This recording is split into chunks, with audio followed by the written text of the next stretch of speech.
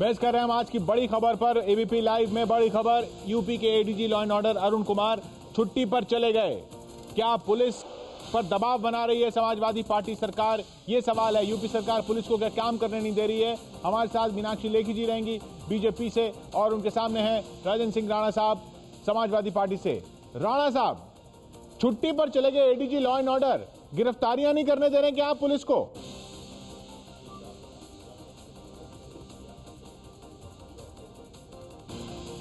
जी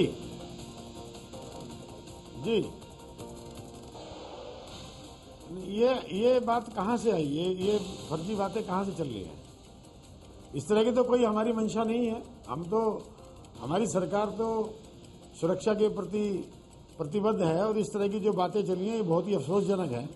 और यदि ADG law and order अपनी वजह से कोई छुट्टी जाना चाहते हैं, या सेंट्रल गवर्नमेंट में उनका पहले से, ये आपको मालूम होगा कि ऐसा नहीं है कि ये एक दिन की कोई प्रक्रिया होती है कि आज एप्लीकेशन दे और कल चली जाए।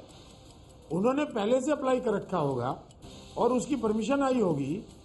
तो यदि उनकी परमिशन आई होगी तो उन्होंने लीव मांगा हुआ यहाँ से कि हमको रिलीव कर दिया जाए। ऐसे नाजुक मौके पर तो वो चले गए हैं, कोई दबाव नहीं है आप कह रहे हैं? हमें समझ में आना चाहिए ना कि गलत क्या है। प्रतिनियुक्ति में एक दिन में कोई अप्रूव नहीं हो सकता है सेंट्रल गवर्नमेंट से। कोई दबाव नहीं है मीनाक्षी जी। बहुत अच्छे अफसर्स हैं हमारे पास, कोई दबाव नहीं है। राणा जी कह रहे हैं कोई दबाव नहीं है। की बात की जा रही है, ये बिल्कुल बिना मतलब की बात है, पार्टी को बदनाम किया जा रहा है। मीनाक्षी लेखी जी बहुत अच्छे अधिकारी थे, उन्होंने बहुत काम भी किया है, हमारी तो कोई शिकायत नहीं है उनको। देखिए इसमें फिर शासकीय व्यवस्था पर प्रश्न चिन्ह लगता है कि ऐसे हालात जैसे कि उत्तर प्रदेश में बने हुए हैं, तो पहली चीज ये होती है, ऐसे इनको कहिए चुप हो जाए। जी, मैं नहीं बोलूंगी। राणा जी, मीनाक्षी जी का जवाब सुन लेते हैं। जी मीनाक्षी जी। देखिए, जो शासकीय व्यवस्था है उस पर ही प्रश्न चिन्ह लग रहे हैं तमाम विषयों के रहते। तो उसी व्यवस्था पे अब जो प्रश्न चिन्ह लग रहा है वो ये लग रहा है कि जब ऐसी व्यवस्था है जिसमें बहुत सारी जवाबदारी भी तय होनी है, ऐसे समय पर उत्तर प्रदेश सरकार ने और केंद्र सरकार ने, यानी कांग्रेस और सपा की सरकारें जहां पर हैं, उन्होंने इस बात को ठीक क्यों नहीं समझा कि सबकी छुट्टी को कैंसिल किया जाए। जो छुट्टी पर हैं उनको वापस समय पर बुलाया जाए, क्योंकि जो इनका कॉन्ट्रैक्ट होता है पुलिस का खास तौर पे, वो उनको 24 घंटा तैयार होना होता है, और किसी भी समय अगर देश की आंतरिक सुरक्षा से जुड़ा मामला है, कोई जवाब लेते हैं राणा जी से। उनकी छुट्टी राणा जी, मीनाक्षी जी कह रही हैं कि अगर सिर्फ प्रशासनिक ही मामला था तो छुट्टी आप कैंसिल भी कर सकते थे। ये तो नाजुक मौका बहुत।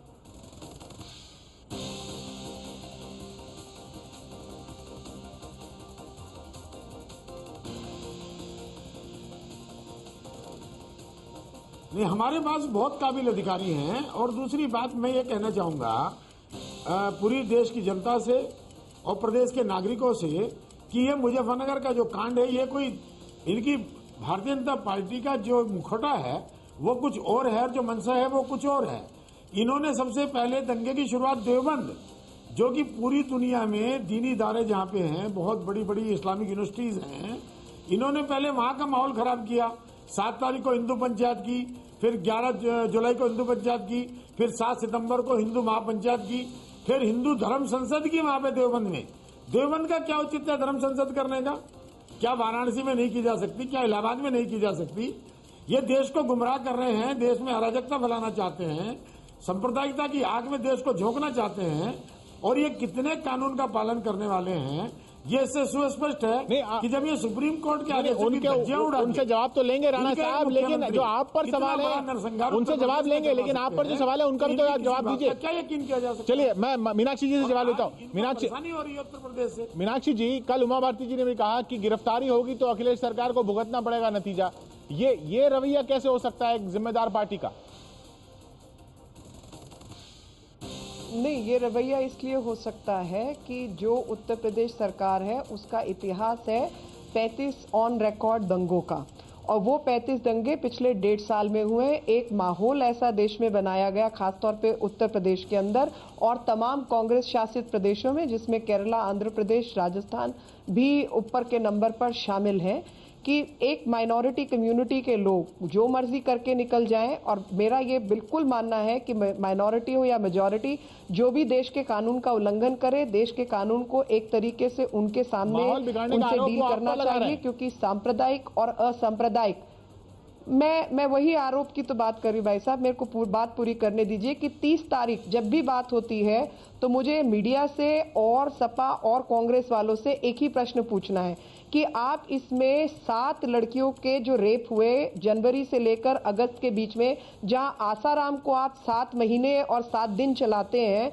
वहां पर आपने 7 रेप 7 महीने के अंदर एक भी बार चलाना जरूरी नहीं समझा? आज तक उन केसेस के अंदर FIR दर्ज नहीं हुई। उनके अंदर जिन लोगों को मार दिया गया, एक मेजॉरिटी कम्युनिटी के लड़के गए अपनी बहन की इज्जत की हिफाजत के लिए, उनको घेर कर मारा गया और उसी के परिवार के लोगों को अरेस्ट किया गया, और जिन लोगों ने मारा उन लोगों के अरेस्ट किया गया। उससे पहले 30 तारीख को जो वहां पे दूसरी पंचायत हुई उसका जिक्र आज तक किसी ने नहीं किया, और 26 अगस्त का ये जिक्र है जिसमें से 3 लड़कियां दलित थी। और एक समाज के अगर आप ताने बाने को तोड़ने की कोशिश करेंगे, और शासन का मतलब ये है कि ताने बाने को बनाए रखा जाना चाहिए, तो जवाबदारी किसकी है? जो शासन में है, ना कि वो लोग जो गुंडागर्दी के रहते किसी के ऊपर फर्जी मुकदमेबाजी करें। आपकी है, इतनी सारी घटनाएं होती रही, आपकी सरकार देखती रही, बल्कि आरोप तो ये है मीनाक्षी जी का कि आपकी सरकार ने ये होने दी।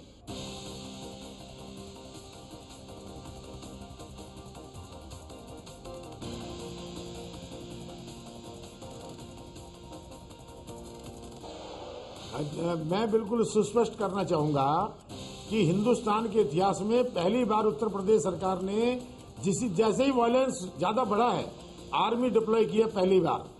नंबर दूसरी, यदि इस तरह की घटनाएं हुई हैं तो सरकार ने सख्त कार्रवाई की है। 84 विश्व कोसी परिक्रमा जो अभी इन्होंने आयोजित की थी, पूरा देश जानता है कि हमने उसको पूरा निष्फल कर दिया और कोई जनहानि नहीं हुई, कोई लाठीचार्ज नहीं किया। आप ये बताइए, लेखी जी तो विद्वान है, कम से कम हमें ये बताइए कि उत्तर प्रदेश सरकार ने ऐसा कौन सा काम किया जो पूरी भारतीय जनता पार्टी आग लगाने पर उत्तर प्रदेश में उतर आई है?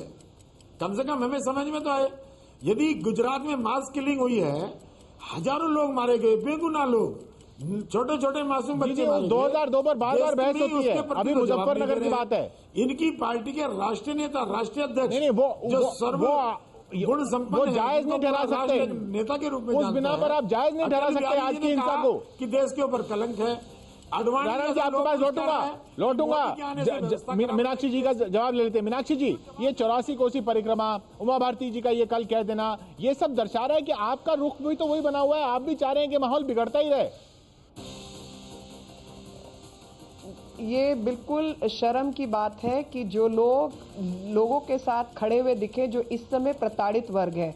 अगर जम्मू कश्मीर में हिंदू समाज की प्रताड़ना होती है तो वो माइनॉरिटी के नाम पर होती है, और उत्तर प्रदेश में मेजॉरिटी होने के बावजूद प्रताड़ना हो रही है कि जहां पर न्याय लेने के लिए आपको 2000 लोगों को लेकर थाने जाना पड़े कि अगर माइनॉरिटी कम्युनिटी का आदमी, मैं माफी चाहती हूँ, 7 रेप, 1000 या 2000 लोगों का, 7 लड़कियों का रेप हो जाए और 1000-2000 की संख्या में जब तक आप थाने नहीं जाएंगे तो आपकी FIR दर्ज नहीं होगी। शिया सुन्नी के दंगे जो उत्तर प्रदेश में अखिलेश यादव की सरकार में हुए, वो भारतीय जनता पार्टी उसकी जिम्मेदार नहीं है। 35 दंगे हो चुके हैं, आज तक कोई FIR नहीं हुई। राणा साहब, आप बाकी सब बातें छोड़िए, आजम खान पर इतना बड़ा आरोप लगा, आपने क्या एक्शन लिया? क्या एक्शन लेने दिया पुलिस को आजम खान के खिलाफ?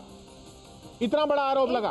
AK-47, AK-56 बांग्लादेशी, वो सब लोग पकड़े गए तो उनकी कहाँ गई? और इतना असला उत्तर प्रदेश के अंदर है, यदि कोई भी जो मीडिया ने जो देश का सर्वाधिक प्रतिष्ठित मीडिया जिसको हम लोग सम्मान करते हैं, यदि मीडिया के लोग ये साबित करने की आजम साहब का कोई कॉल नहीं, कोई फोन, आरोप पर कोई फोन आरोप तो गंभीर है, ट्रैक रिकॉर्ड आज से नहीं, यदि कभी भी किसी मुजरिम को छुड़ाने का मिल जाए। वक्त खत्म होता हुआ राणा साहब, बहुत बहुत शुक्रिया मीनाक्षी जी आपका भी। आपने दोनों पक्षों की बातें सुनी। सवाल जनता ये पूछ रही है कि क्या राजनीति की भेंट चढ़ता रहेगा ये सद्भाव। अगर अखिलेश सरकार ने पुलिस को काम करने दिया होता तो दंगे में इतने बेकसूर लोगों की मौत नहीं होती, कह रहे हैं आशीष सोनकर साहब, हमारे दर्शक हैं, फेसबुक पर लिख रहे हैं। और दिनेश शीरसवाल साहब लिख रहे हैं कि प्रशासन के काम में अड़ंगा डालना हर सरकार अपना हक समझती है, लेकिन अखिलेश ने तो हद कर दी। कहानी दुर्गा नागपाल से ही शुरू हो गई थी, रिकॉर्ड अखिलेश सरकार का वो देख रही है दुनिया, वो देख रही है जनता।